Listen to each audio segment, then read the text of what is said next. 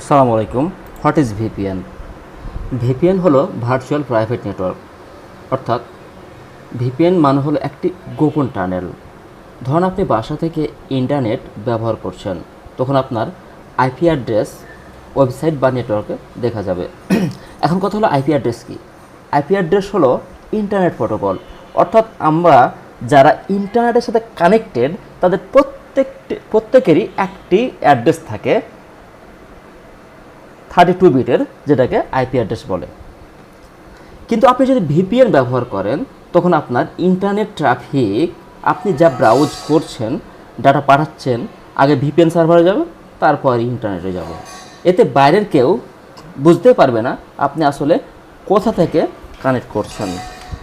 VPN basically 3টি কাজ করে থাকে। এক, আইপি হাইড করে, অর্থাৎ অন্য লোকেশনের আইপি দেখায়।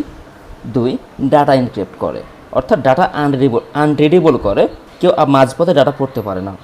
3, অনলাইন প্রাইভেসি বাড়ায়, অর্থাৎ আপনার আসল লোকেশন আর আইডেন্টিটি লুকায়।